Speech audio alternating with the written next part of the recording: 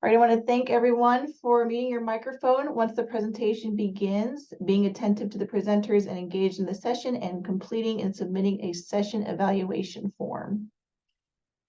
Next slide, please. All right, so welcome to the South Texas Regional Family Medicine Grand Rounds. Our department's mission statement is inventing a healthier future for families and communities in San Antonio, South Texas, and beyond through excellence in patient-centered care, research, and education. Next slide, please. Let's see. All right, so here is the activity code for today. I'm going to leave this on the screen for just a couple seconds. Just keep in mind, when you do register for credit, you must register by midnight today in order to receive CME credit. That's the code. Okay. This is also how to receive CME credit through text. Here's the number provided. And again, that is the activity code for today. Thank you.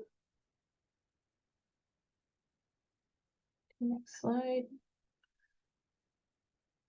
Also, more information about CME transcripts. You can visit the office, CME office's website there. That's more information about that process.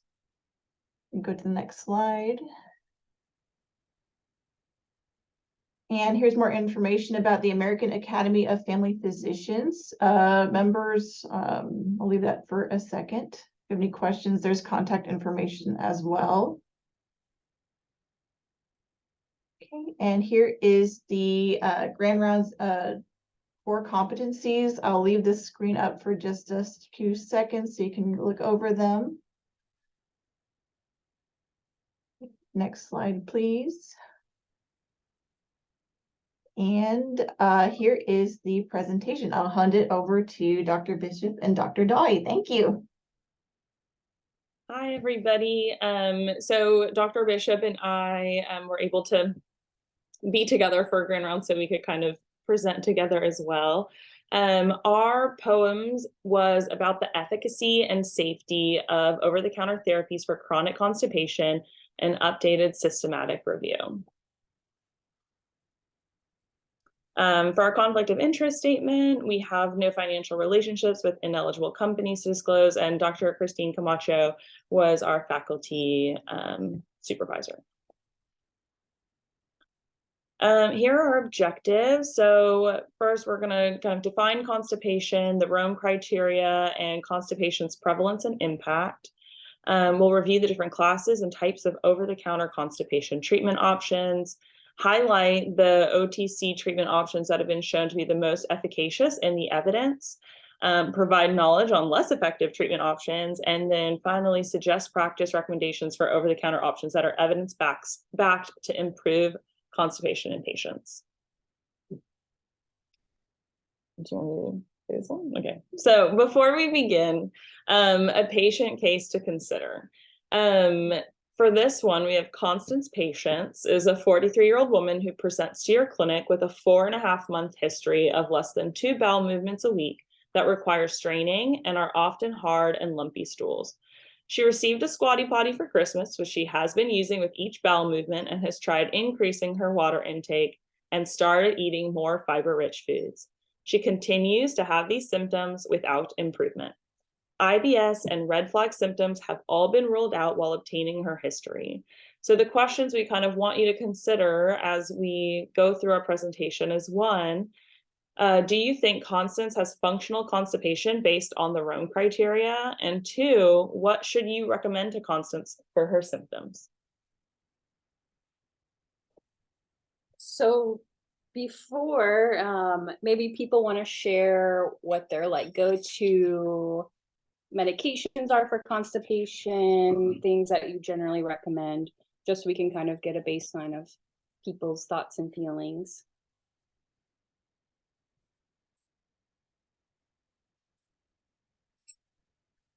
And I can't see the chat, so if you could just shout it out, that would be very helpful. So dietary changes is often a good place to start. And we did find the chat, and someone said Miralax. Water intake. Water, good.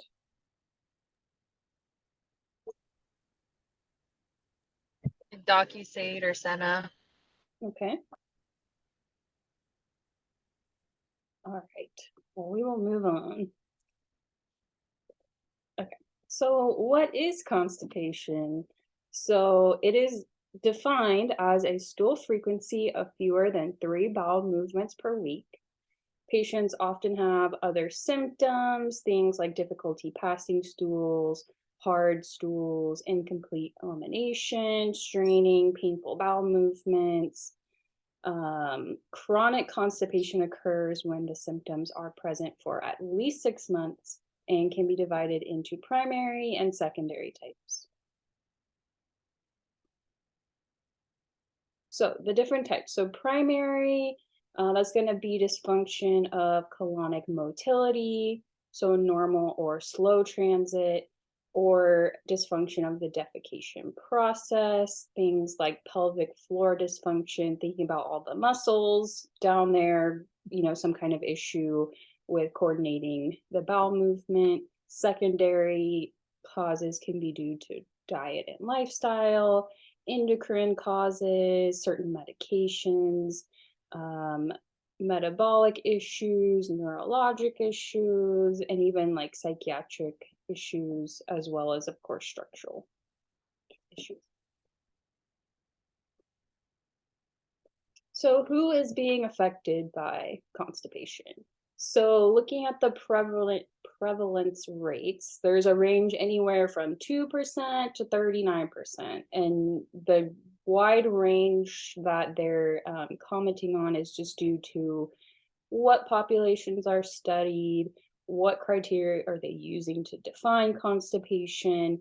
All of those factors can affect what is being reported out in the literature.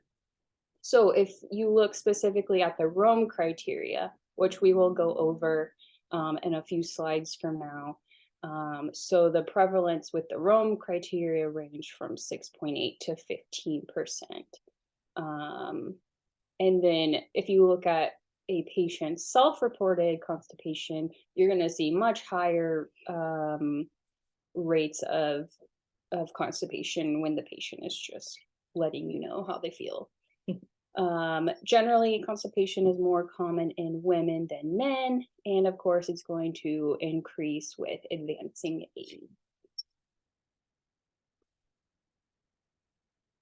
So thinking about the diagnosis of constipation, you want to look at their usual bowel habits, their perception of their bowel habits, and this can have a high variation among different populations, different people, and it can actually be very difficult to define. And if you think about, maybe someone's had constipation their whole life, so they're like, yeah, I have 1 bowel movement a week, and that's like my normal, even though, that's not our definition of normal. It's very important in your history to really clarify what they mean by normal, because you don't want to miss a constipation just because that's how they may have always been.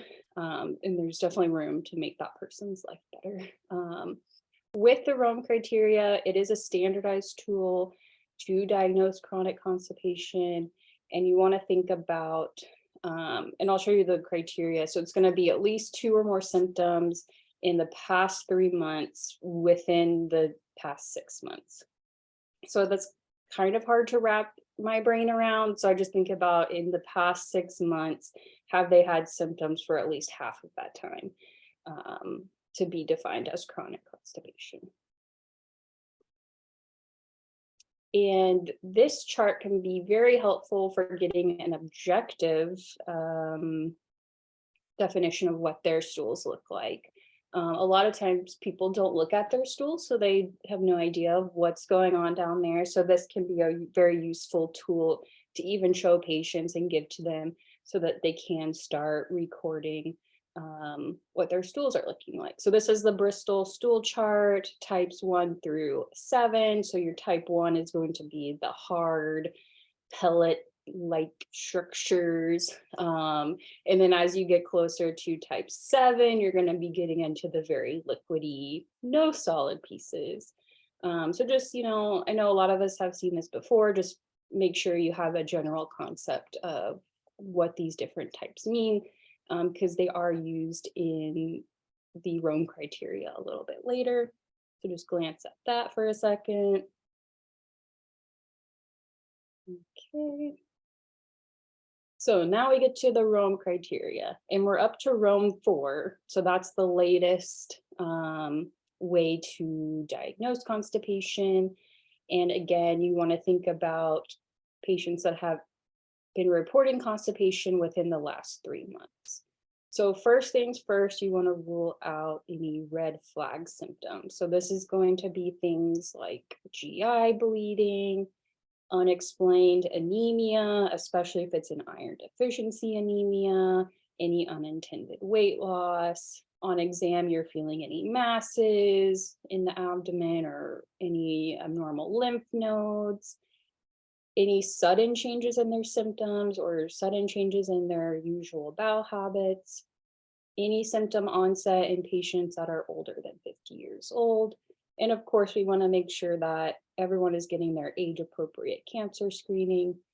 That's always important with any GI concerns, especially as primary care physicians, because we certainly don't want to miss any type of colon or rectal cancers.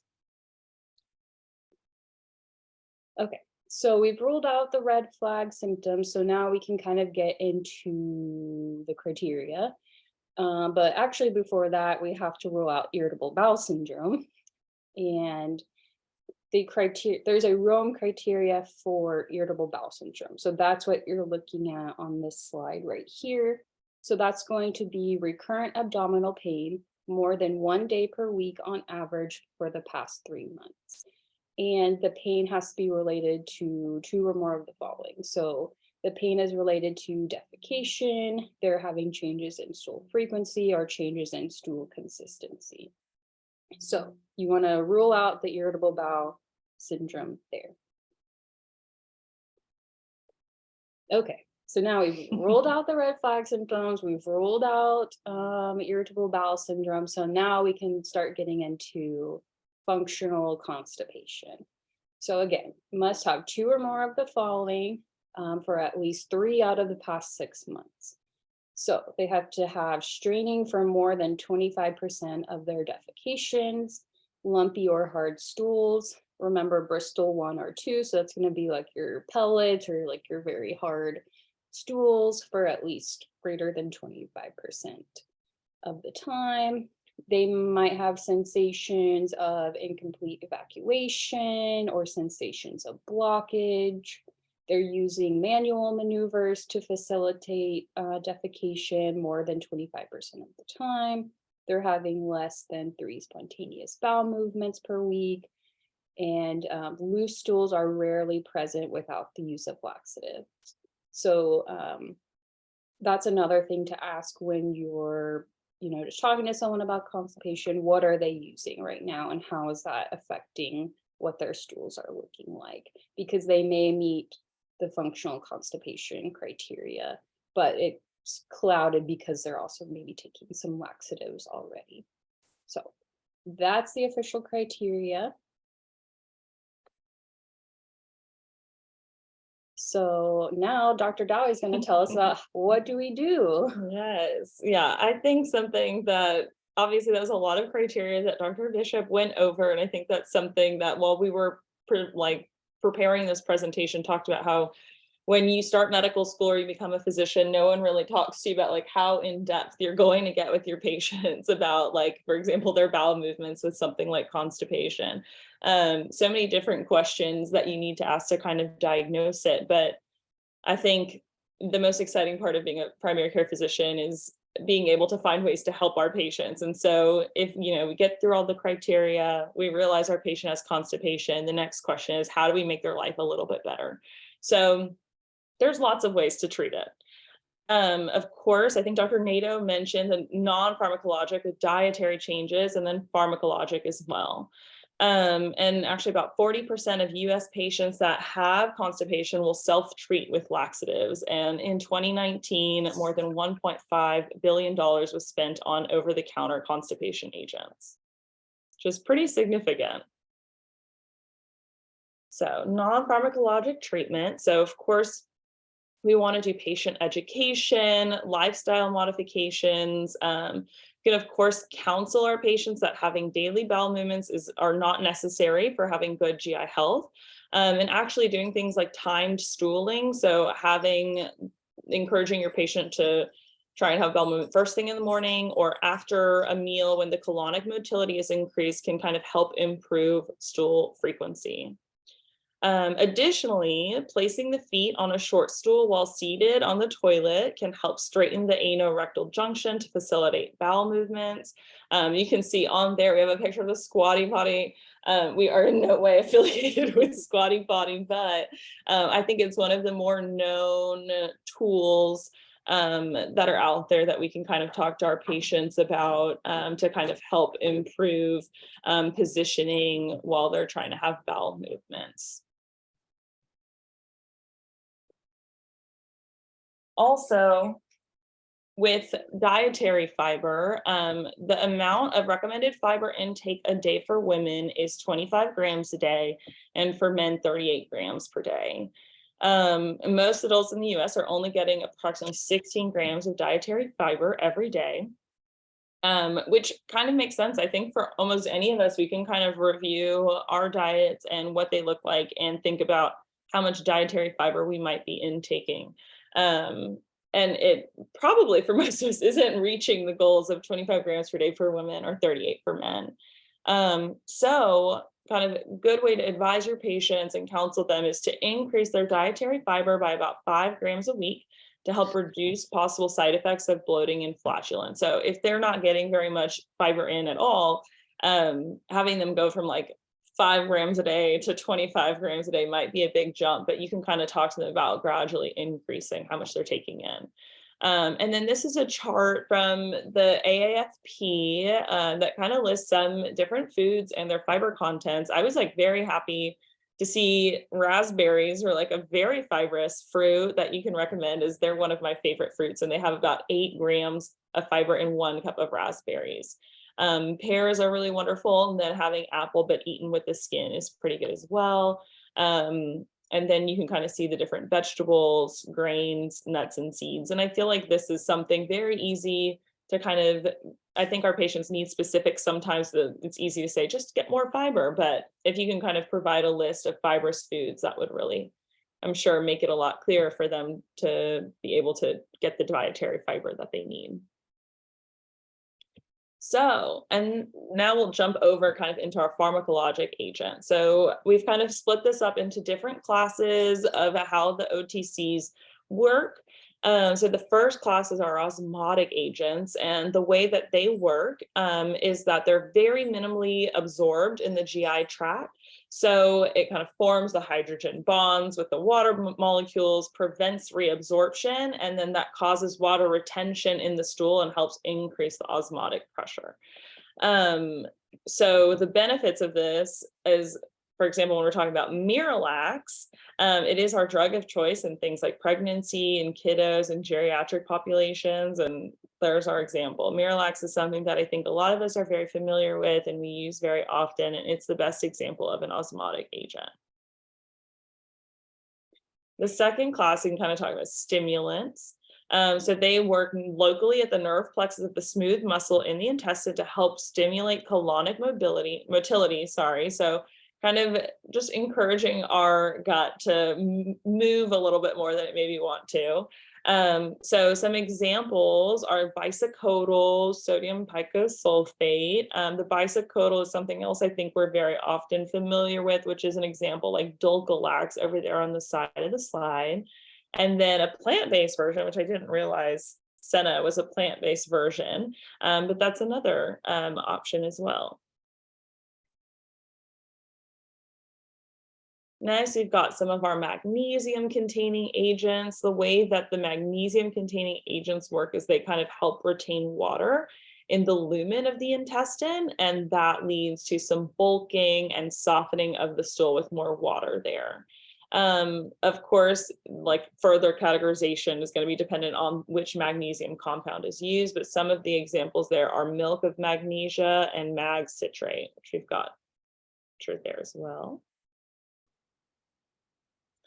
This was like the slide that I was like really interested in and kind of going through with fruit-based laxatives. So what they kind of do is increase intestinal water retention, colonic volume, and help increase stool frequency and softer stools. So fruits, I know we talked about the dietary fibers, but some of them actually can just help with water retention and leading to bowel movements, not just because of their fibrous content, but by their mechanism of action that way. Kiwi was the one in the study that was kind of mentioned as the most effective, and then mangoes, figs, prunes. So in addition to encouraging our patients to get more dietary fiber, can also kind of point them in the direction of eating some of these fruits, and that they also work as a laxative. And then this is another interesting class, is foods with prebiotics. So the way these work is they're non-digestible fibers that are fermented by and help support the growth of beneficial intestinal bacteria. And then that increased microbiota helps work the colonic peristalsis. And then the prebiotics augment the process by supporting a healthy microbe. So this is actually where lactulose fit in, was that it changes the microbiome. So even though it works also as an osmotic agent, it's actually a prebiotic laxative, interestingly enough. Yogurt was another one. And then I think they also mentioned like sprouted rye bread was something else that you can use. And it was very specific, rye bread with yogurt. So that's another option as well. And then we've got our fiber containing agents. So they help increase the weight and water absorbency properties of the stool, and they increase stool bulk, soften the stool as well. So lots of different ways to classify fiber products. Soluble fibers such as psyllium or metamucil helps blend with water, forms a gel-like substance. Then we have insoluble fiber that doesn't change as it goes through the GI tract. And then fermentable fibers such as gums, inulin, oligosaccharides, and wheat dextrin, which can be digested by the gut bacteria. And then we've got surfactants.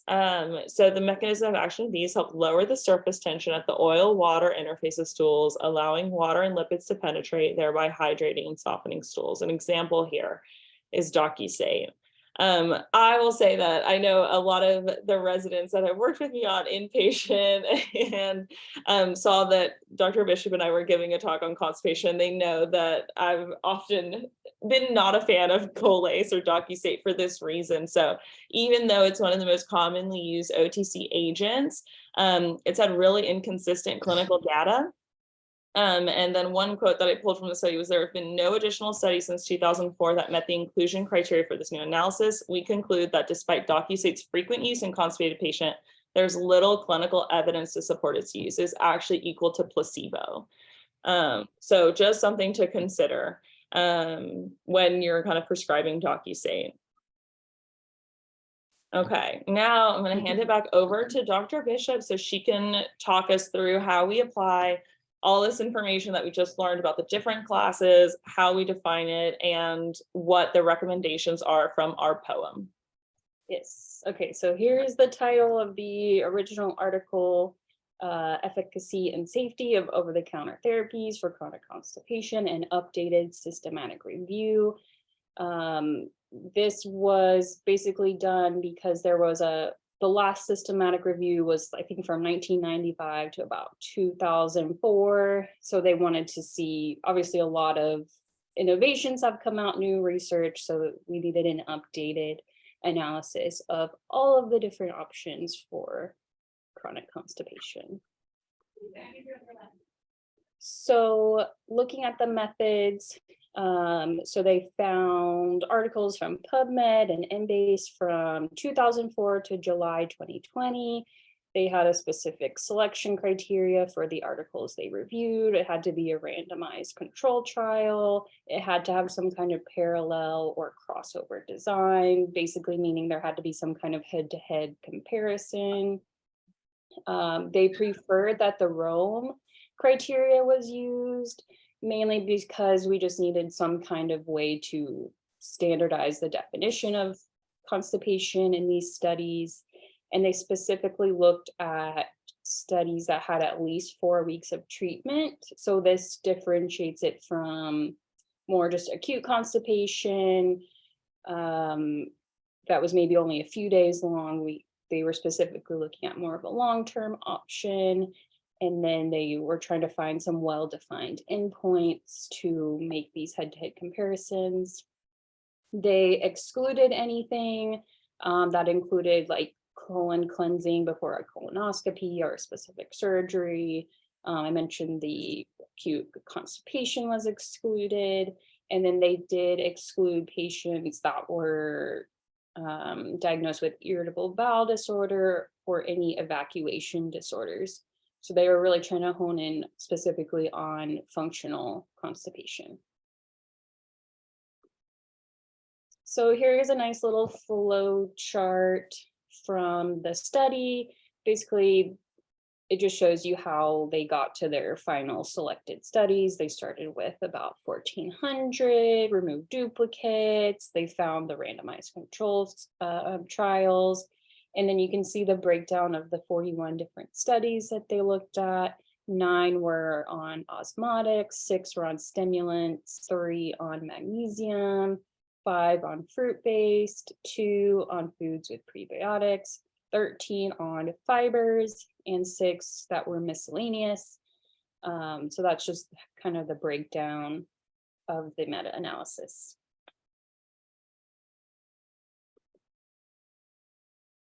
And then they looked at each study and they needed a way to rate the study. So they used the USPSTF criteria. So it first looks at the quality of the study. So you have, level 1 through 3, level 1 being it's a study that's using good evidence. It's a randomized controlled trial. They had good endpoints. They had a clear definition of constipation. That would get a 1. Versus something more vague is going to get a level 3. And then they look specifically at the quality of the recommendation within that study. And they rated it A, B, C, D, and then I being insufficient evidence. So how well does the study, prove that one thing is better than the other? So that's just kind of, you'll see this when I go through the results of the study. So trying to remember that. Okay, so here's a summary table. I made this table. It is not from the study, but I just wanted to make it more colorful. So this goes over the results. So the kind of first line, it got a grade A, level 1, basically an A+ superstar recommendation, was for polyethylene glycol, Miralax, and Senna. So those had the best evidence supporting their use in the treatment of chronic constipation. Then you get to kind of the second line, are grade B level 2s, like, maybe they didn't have the best studies, but it still showed pretty good evidence. That's going to be bisacodyl, magnesium oxide, and kiwi-based laxatives. So that's kind of what Fehima had mentioned earlier on our fruits slide, that kiwi was actually shown to have better evidence than things like prunes or mangoes. So that's kind of an interesting fact. Then we get to our third line. So we have things like mango, ficus, which I believe is figs, prunes, and then basically your fiber supplements, the psyllium, which is Metamucil. And then things that had insufficient evidence, polydextrose, inulin, and then the fructooligosaccharides. Those are the first two, the polydextrose and inulin, are different types of fiber supplements that you might see in like gummies or other over-the-counter products. And then the fructooligosaccharides can sometimes be in like yogurts or other types of supplements. And then sadly, here at the bottom, we have our dear friend Docusate. There's just not a lot of evidence to support using that. So very sad for them, but sometimes we have to move on, and that's okay. So looking at the study limitations, so this was a meta-analysis, so it's only as good as the different trials that it looks at. So any variability in trial design, how they define constipation, and lack of consistent outcome measure limited the study. Some treatment categories only had single studies available, and then didn't have any like follow-up confirmatory studies. So in some of like the fruit-based or fiber-based, it was just one study and it said, oh yeah, it works great, but then there wasn't a lot of other evidence to support that. So that did lower the recommendation for that individual category. Looking specifically at the magnesium studies, there was just not a lot of standardization in dosing and how the magnesium was prepared. So that kind of makes it more difficult to give those a clear evaluation. And although they did find studies that were about 4 weeks long, if we think about, the lifetime of a person with chronic constipation, they're probably going to be having these symptoms for more than 4 weeks. And so we need further studies on what does it look like for someone that's been on Miralax for 6 months or a year. How does that affect their chronic constipation in a longer period than just 4 weeks? They only looked at English language studies. So that did limit, there's a lot of like Chinese medicine and other types of supplements and herbal medicines in different countries that are very popular, but because they didn't have studies in English, they were not included in this study. So that's definitely something that could be looked into further. And then kind of bouncing off of that, they only looked at treatments that were available in the US. So, certain things that other countries are using, if it's not here, then they didn't look at it either. So that's the limitations. Okay. And then we're going to go back. I hope everyone appreciates our fun name that we came up with for our patient too, is Constipation. So this is just kind of like space to have a conversation about kind of the information that we reviewed in regards to our patient. So first is, did she meet the criteria for functional constipation? What do y'all think?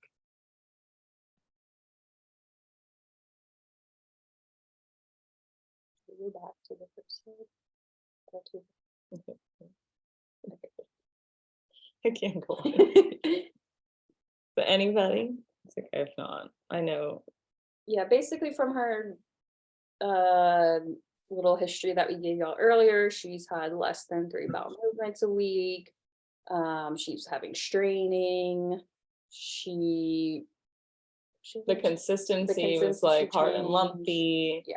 And we ruled out all the red flag symptoms, and she did not meet criteria for IBS. So if we're talking about functional constipation using our Rome criteria, she did meet the criteria for functional constipation. But that being said, after everything we've kind of gone over, what recommendations would y'all have for her? Increase fiber intake, at least 28 grams per day for women. 25, yeah, that's a great recommendation. Raspberries. We love raspberries, all 8 grams per 1 cup of them. What else? What medications might, if she's like tried all the fiber and made all the dietary lifestyle changes, she's got her squatty potty, you're just like, doc, I really need some medication. What do you think you should recommend for her? Doc, you say, I'm totally kidding. Doctor, like, We're gonna come after you. Polyethylene. Relax. I know yeah, Fehima hates DocuSay, but I am a fan of DocuSay, and I would have still told her to use DocuSay. even though the evidence, which we'll talk about in a second, though, the evidence, there's inconclusive evidence. It's a grade I recommendation, or yeah, it was inconclusive, right? Mm-hmm. But if we're using evidence-based kind of knowledge here, Dr. Lugo, what recommendations were our level 1 grade A recs? The mush and the push. Which medications would you recommend? Miralax and Senna. Perfect. There you go. Okay. So just kind of following that, did anyone feel like they maybe are changing their treatment considerations in terms of like with this new evidence-based knowledge? Because for me, I think that it kind of definitely taught me a little bit about what foods would be best to recommend, encouraging almost like kiwi use for patients to eating some more kiwi, raspberries, of course, like all those foods, having a little bit more knowledge, but also just in terms of, using our Miralax and Senna more frequently, since those are both our level 1 grade A recommendations. Did anyone else feel like they might change their practice knowing that? Dr. Bishop? Definitely Okay, change what I order. thanks, Dr. Anderson. Dr. Candelaria over here wants to bring up a point that raspberries and kiwis are expensive, could be expensive for our population, so maybe prunes. Yeah, you're totally right. Of course, like when we consider our patient population, that's always going to be a very big part of it. Yeah, if prunes are more accessible, then of course, I think that's a great choice too. And one thing you can tell them is they can get the frozen version. They don't have to necessarily get like fresh, organic, hand-picked raspberries. This is not in this study, but there's evidence that the frozen fruits and vegetables have equal nutritional benefits than a fresh fruit or vegetable. So if they're concerned about that, recommend frozen, and it lasts longer. So if your raspberry hype fades out, you can always pick it back up later because it's in your freezer. And I think Dr. Candelaria brings up a great point. I think with any study, when we start talking about new medications, different types of treatment, especially in our patient population, like cost is always going to be something that is probably going to be a limiting factor in getting our patients like the care that they need. It shouldn't be, but of course, like we live in a world where cost is a very big factor for it. But I think the best thing we can do as primary care physicians that take care of more vulnerable populations is know what evidence is backed for our medications, so we can at least get our patients, recommend the best treatment for them. And if they're not able to do that, find something else within the evidence that helps them fit their lifestyle that they are able to afford or are able to do. Because of course we're taking care of a whole person, not just like their colon. Mm-hmm. And since DocuState's over the counter, it's probably not very well covered. So you really want to think about if you're going to make your patient pay for something that doesn't have good evidence to support it, when they could be using that money to buy a medication that does have good evidence. So just something to think about. Yeah. Does anyone else have any thoughts on like just treatment? Or questions about the study? Yeah, well, we're gonna go over summary and questions too, but yeah, sorry. no. I have a couple comments about, so the American diet is very highly processed foods, right? Which gives you a lower stool volume, right? So we drink fruit juice instead of like eating the whole fruit, right? We use white flour, right? There's no plants that are that color, right? So it's highly processed, right? You eat a McDonald's meal, right? And it's like the white flour, and we took all the skin off the potato, right? And then none of that, right? And then the meat. So we tend to have low stool volumes compared to people that eat a more, diet with more, bulk in it, more roughage in it. And so this is a really common thing. It tends to be, like Hot Pockets don't have a lot of fiber in it, right? And so we tend to eat a lot of food like that. And so it's really a common the US diet. So I just wanted to compliment you on the picture of the mangoes. Looked like they had grill marks on them. That's a great way to cook mangoes. I highly recommend that. I looked up Squatty Potty on Amazon when I was listening to the talk. $109, right? So, No, they're $20. Oh, I have one. It's $20. Gotta check Amazon. Yeah, Amazon. They're okay. I just saw. I don't. Maybe I saw the deluxe version. So okay. Yeah, well, you don't need to fall for Amazon's traps with $100. Okay. Squatty Potty. So, but it's actually for older patients. That looks like a really good approach because toilet sometimes because sitting down on a lower toilet, getting up and down is more dangerous and difficult. But then once they're sitting, they can raise the legs up to get in that same position. So that actually, if it's only $20, I highly recommend it then. You gotta get the off-brand. We're not, no name brand squatty potties here. That's really funny. But I thank you so much for making that comment too, Dr. Nato, about like the McDonald's and the stool volume, because that's, I think, 100% as primary care providers too, we're able to kind of counsel our patients. And that's like a really important other element in the evaluation of their constipation, and also like different ways we can make recommendations to kind of like help with lifestyle and diet, is educating in terms of like what our current diet looks like and what effect that might have as well. But we can go on our next slide too. So here's our summary of main points, and then we can do more comments and questions at the end too. So what is known, Yeah. okay, sure. What is known is that chronic constipation is a common condition that significantly affects quality of life.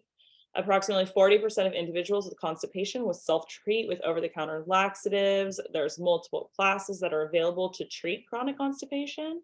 Polyethylene glycol, or Miralax, was the only over-the-counter treatment to receive a strong recommendation based on high levels of evidence in previous systematic review published in 2005, which is the one Dr. Bishop was mentioning.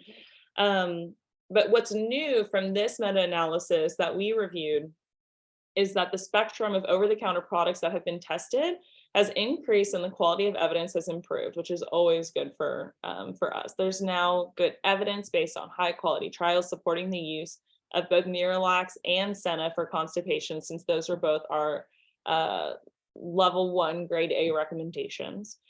We have moderate evidence for using psyllium, fruits, magnesium-containing compounds, bisacodyl, and sodium pycosulfate for the treatment of constipation. And then, of course, there is a clear need for more rigorous, high-quality studies using standardized endpoints. I think something very apparent while we were doing all this is like the feeling that, like Dr. Bishop mentioned, all those kind of, what's the word I'm looking for? Like the lack of, I don't know. Standardization. Where like I'm sorry guys. What Dr. Bishop mentioned about like all of the study like gaps that it needed to fill was that limitations. Thank you. The study limitations was that there wasn't kind of like clear cut studies that went over every single type of over-the-counter product. They were limited in what kind met the qualifications and met the what they were looking for the standardization for the study. So of course we want more studies to kind of help guide our patients into the best treatment options. All right, here are references, and now we've got time for our questions and comments for the audience. Anybody else have any questions or comments? Without just saying, we know Dr. Dawy doesn't like DocuSave. But is she wrong? Yeah, there you go. I see Jordan made a comment. Oh, sorry, go ahead. Oh, it's Dr. Mahdi. I just have commentary on the evaluation of constipation. I've said it during precepting, and especially with kids, is talking about do they actually look at their own stool, and showing them things like the Bristol stool chart, so that they can know what normal stool looks like when you're asking them about like belly pain, and so you can really evaluate it. And then, like you mentioned during presentation, for adults, like they don't have to have a stool every day, but them understanding what a normal stool looks like. And then also making sure that patients actually look at their poop, because a lot of patients don't. And so you're asking them like, oh, is your poop normal? And they're like, yeah, I poop normally, but they don't actually look at their own stool to know whether or not it is. So just some things to make sure when you're asking, especially the adolescents that you're evaluating abdominal pain for. Yeah, I think that's what's really great about constipation, is there's so much room for counseling. And I think that's a really good point too, Dr. Mahdi, about the pediatric population, because I think Dr. Bishop mentioned too about like adults, like not checking. If you can kind of teach kiddos and adolescents to start checking and know what's normal from a young age, they maybe won't be living like their whole life without being like, wow, I just didn't know that I've been constipated my whole life and no one ever told me because I thought it was normal. So I think that's really great advice in terms of like talking to the pediatric population too, and being like, this is what normal looks like.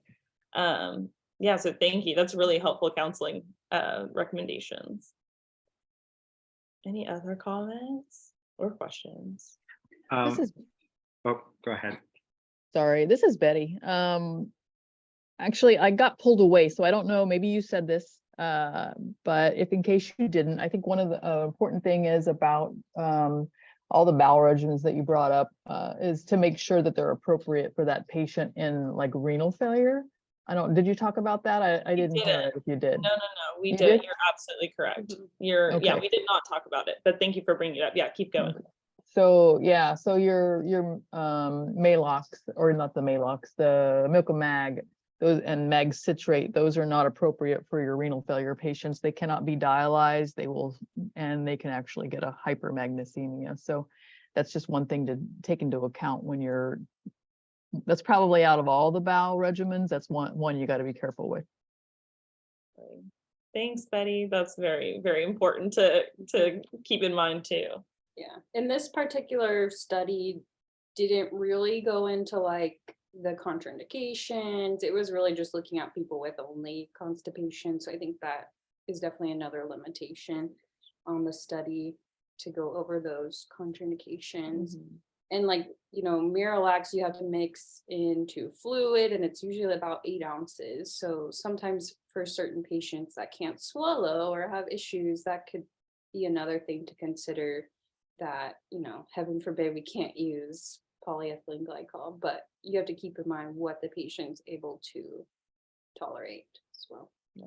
And that's part of, I think Jordan in his comment as well talked about like fluid restrictions. That's with Miralax. And something else I'll add about the Miralax is like Dr. Bishop mentioned, putting it in water. I think also like kind of advising patients to make sure it's like completely like mixed in, because it tastes really terrible if it's like not completely mixed in and absorbed. And something else you can recommend is putting it in other beverages to see if that might help instead. But again, like we've talked about, it's all about finding ways to fit the patient's lifestyle and whatever's going to fit within their life. Because if you give them the best, most evidence-backed recommendations and it doesn't fit within their lifestyle, they're never going to do it anyway. So it's definitely about counseling, getting to know where your patient is and figuring out ways to work within their lifestyle to kind of help them the best. For the taste on Miralax, I've had good help with using like the sugar-free liquid beverage enhancers. So like Mio or Crystal Light and stuff like that. They can use that to really kind of cover up those tastes, and it's not at a sugary change. I love it. I'm so grateful for all of the like interaction with like all of our comments and advice. It's really wonderful. Yeah, I was gonna say I can't taste the Miralax, so now I'm kind of concerned about my taste, but that's a whole other presentation. Anyway, any other questions or comments, or just other ways that you might counsel your patients already that you can kind of share pearls with us? Because I know no matter where we are in our training or in our careers, learning more ways to kind of get through to our patients is always helpful. Okay. Was there much like positive or negative, like with Metamucil for patients that like aren't going to get the fiber within their food but want that? I feel like I see that even more with kids, or some patients just really like Metamucil. Yeah, Metamucil was the psyllium fiber, and that was like the grade B recommendation. I think it was like second or third. Yeah, I think it's like third line, second, grade B, level 2 recommendation. So yeah, absolutely. And again, I think like finding ways, if kiddos are willing to take the Metamucil and that's like how we increase their fiber intake, absolutely. Like we'll work within their lifestyle to find ways to help them with that goal. Yeah, So but it is kind of piggybacking Brooklyn, because I was gonna bring up Metamucil as well. It was just eye-popping about the daily fiber recommendation. So each serving of Metamucil only contains 6 grams of fiber. So that's something to consider. That is definitely. But again, if that's like 6 grams of one thing, then that's probably more than they're getting, and then they can eat a couple raspberries, and then they're at 14, they're halfway there. Yeah. But thank you for sharing that, Dr. Allegri. That's very important to know too. But I think the other thing about the Metamucil is also that it doesn't just work as like fiber, it provides that, but it's also working as a laxative to help with bowel movements. And that was like that's where the grade B level to, I think it was evidence, the third line use is as a laxative, but yeah, it also provides fiber, which is wonderful. Any other questions or comments? Thank you all so much for all this great interaction. I know constipation is something that like we all have to kind of take care of with our patients. And like I mentioned earlier, I think like just no one prepares you for how many different ways you're going to ask your patients about bowel movements when you start taking care of their health, because it's a really important part of us as humans. So I think we're very grateful for all of your participation, and hope we've all learned about some more evidence-based kind of ways that we can help our patients with over-the-counter constipation medications. And hopefully in a few more years, I'll have another meta-analysis that like will make everyone feel better and say, Dr. Dawy was wrong, DocuState is great. No. But right now, that'll be my last word on it. Perfect. That's All right, it. well, thank you so much. We appreciate it. Dr. Dawy and Dr. Bishop. Have a good day, everyone. Thank you.